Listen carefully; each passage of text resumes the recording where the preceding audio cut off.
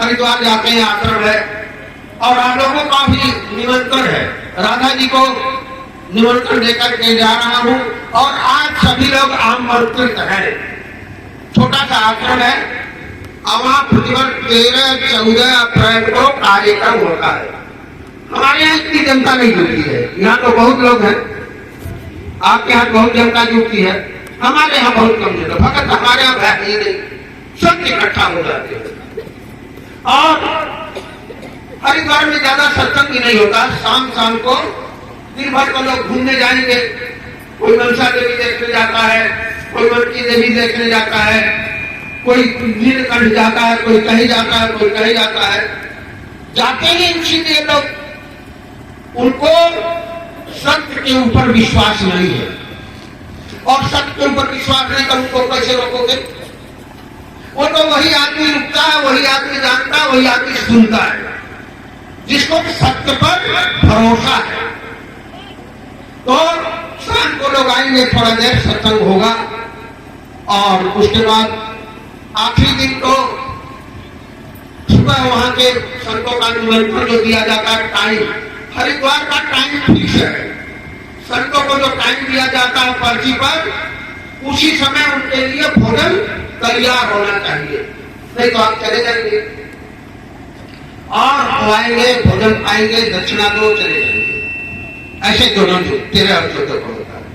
उसके बाद प्रेमी का जो होते अपना भोजन प्राप्त करते हैं। तो मेरे बंधु, ये मेरा निवेदन है, मैं आपको आदेश नहीं देता हूँ, मैं किसी को आदेश देता नहीं। हाँ, हमारे भाई है और पास में, इनको मैं कभी कभी आदेश दे देता हूँ, डांट भी देता हूँ, क्योंकि पास में इसलिए आपको मैं आदेश नहीं देता हूँ। क्यों?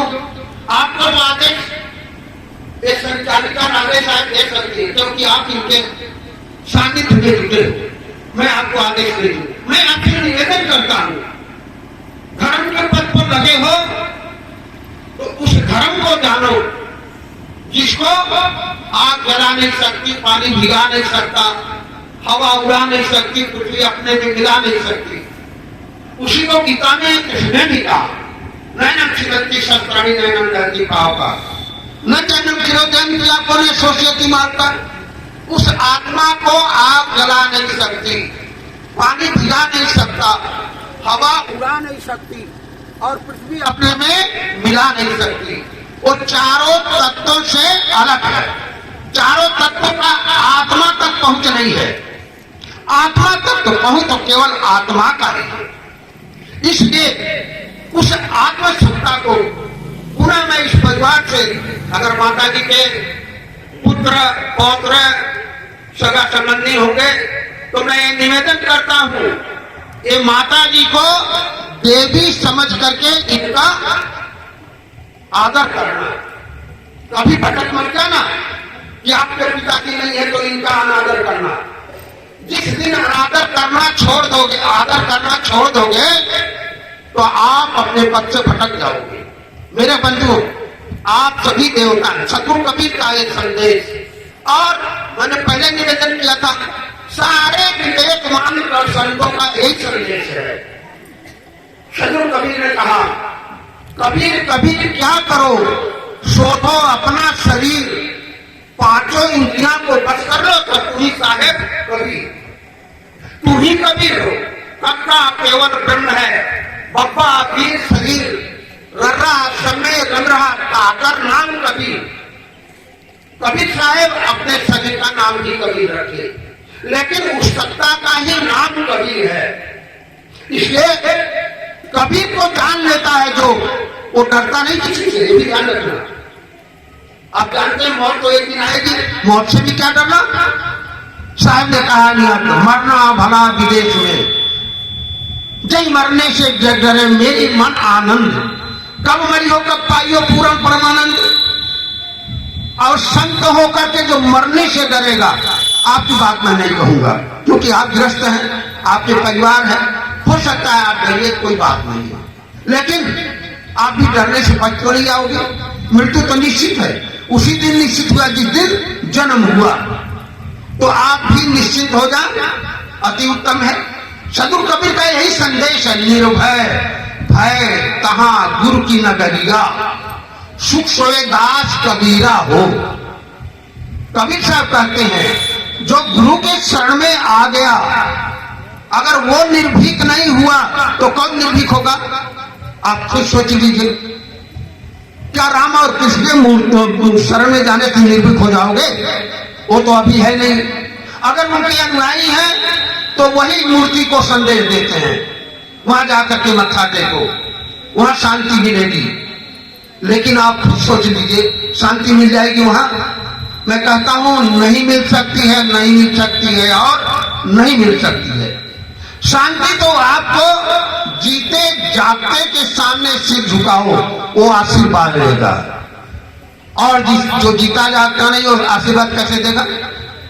और आशीर्वाद नहीं देगा तो शांति कैसे मिलेगी? तो माता जी है, भाई जवाहरलाल जी पंचभौतिक शरीर को छोड़कर सदा के लिए चले गए। 1 साल हो गया, आज उनका आपने निर्वाण दिवस मना रहे हैं। और इन संतों को साध्वी जी के द्वारा, राधा साहेब के द्वारा एक कार्यक्रम रखा गया है। एक समाज के अध्यक्ष हैं। देखिए, जो समाज का अग्रणी होता है उसका निवेदन किया जाता है। ये नहीं देखा जाता है नर और नारी। ये जो देखता है वो समझदार आदमी नहीं है। समाज का जो अग्रणी होता है उसका निवेदन करना चाहिए, करना होता है। तो इस सभा के संचालिका और इस संप्रदाय के, इस आश्रम के भी संचालिका, तो मैं आप लोगों से ये निवेदन करता हूं कि आप लोग तन मन और धन से खूब सेवा करिए और उनसे ज्ञान चर्चा सुनिए। ज्ञान चर्चा वह है जिससे आपका बंधन कटे। यह अनादिकाल से बंधन लगा हुआ है, दूसरा कोई काटेगा नहीं कि कोई दूसरा काट देगा। संत गुरु कहते हैं ना, संत लखावे गुरु को, गुरु कहे संत कहे गुरु पूज, अरस परस के बीच में भई अगम की सी। जब संतों के पास जाते हैं आप तो संत कहते हैं गुरु के सानिध्य में जाओ, गुरु की सेवा करो, भक्ति करो, साधन करो और आदर करो। और जब गुरु के शरण में जाते हैं तो गुरु कहते हैं संतों का पूजा करो, अर्चना करो, सेवा करो, बंदगी करो, तब तुम्हारा बंधन कटेगा। साहब के अरस परस के बीच, दोनों के बीच में आप हैं, गुरु और संत के बीच में आप हैं। आप अपने हैता को जाने, अपने हैता को जाने, अपने स्वरूप को जाने, जिसका कभी परिवर्तन नहीं होता। ये शरीर का परिवर्तन होता है, शरीर के परिवर्तन को कोई रोक नहीं सकता। बाल सफेद होंगे, आंखों की ज्योति कम होगी, कानों से कम सुनाई पड़ेगा, शरीर में झुर्रियां आ जाएंगी। अग्नि कहे मैं इतन जारो, पानी कहे मैं जर तुम्हारो, धरती कहे मोह मिल जाई, कौन कहे संग ले उड़ाई। 4 तत्व ठोस रूप से है, 5वां तत्व जहां नाम लिया जाता है तो 5 का नाम आ जाता है। 5 तत्व के भीतरे गुप्त वस्तु स्थान, बिरला मरम कोई पाई है, गुरु के शब्द प्रमाण। बिरला ही कोई गुरु के सानिध्य में आकर के जानेगा। शायद सब लोग नहीं जान पाए। एक क्लास में पढ़ाने वाला मास्टर होता है एक विषय का, और उसका सभी लोग मेरिट आ जाते हैं। मास्टर सबको पढ़ाता है एक समान, गुरु सबको शिक्षा एक समान देता है, लेकिन क्या सब उस कैटेगरी में आ जाते हैं? जैसा जिसका विचारधारा होता है वैसा आता है। तो उसके पिता ने कहा बेटा सब भोजन कर, और कल मास्टर से कह देना मेरा पिता इंसान है, मैं पढ़ लिख करके इंसान बनूंगा। और इंसान बन गए तो कुछ बनने की जरूरत पड़ेगी? इंसान बन जाओ, आदमी बन जाओ। आदमी का शकल तो है, हम लोगों का शकल आदमी का है, लेकिन आत्मीयता नहीं आई है। इस शकल से क्या मिलेगा? आत्मीयता का लक्षण क्या बताते हैं? परहित शरीर धर्म नहीं भाई, ये आत्मीयता का लक्षण बताए गोस्वामी जी रामायण में। परहित शरीर से धर्म नहीं भाई, परहित दूसरे का उपकार करना ही धर्म है। मेरे बंधुओं, धर्म कोई पूजा पाठ नहीं है। पूजा पाठ भी कहीं अच्छा है, बुरा नहीं है, लेकिन सबसे बड़ा धर्म क्या है? परहित, दूसरे का उपकार करना धर्म है, सबसे बड़ा धर्म है, ध्यान रखिएगा। और पर पीड़ा सब नहीं अदमाई, दूसरे को पीड़ा देना यही अधर्म है। कितना छोटा सा वाक्य है, एक ही लाइन में दोनों बातें बता दिया। अगर हम लोग समझ लें, क्या बहुत बड़ा दिमाग लगेगा, लगाना पड़ेगा इसको समझने के लिए। कौन नहीं इस बात को समझ सकता है?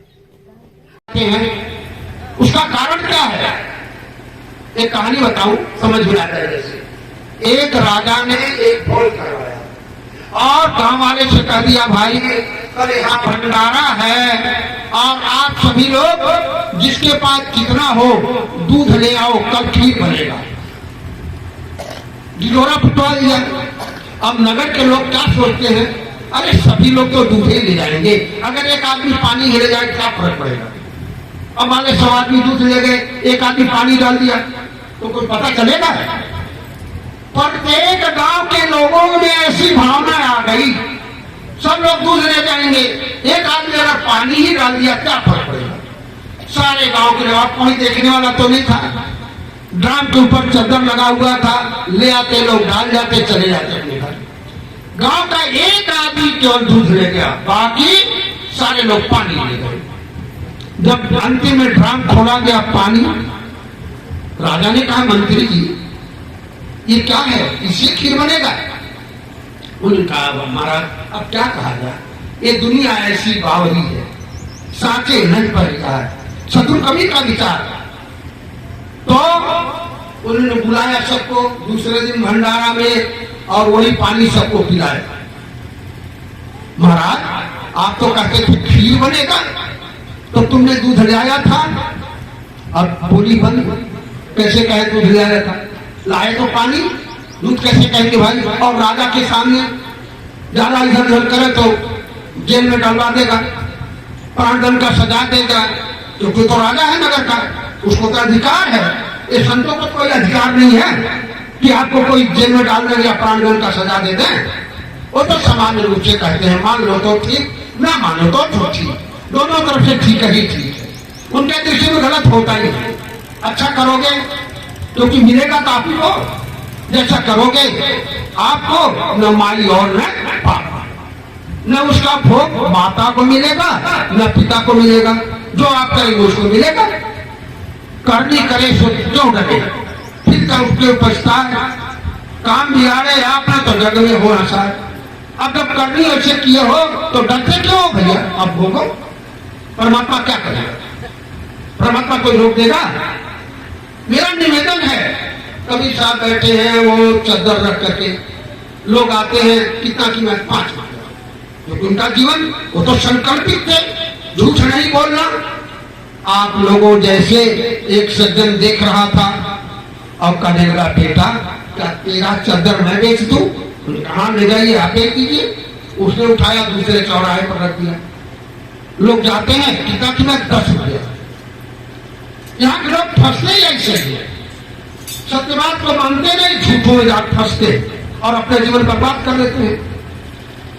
तो लोग बोल भाग करने लगे, अरे भाई ये चादर का 10 रुपया, आप जाइए, आपको नहीं लेना तो जाइए।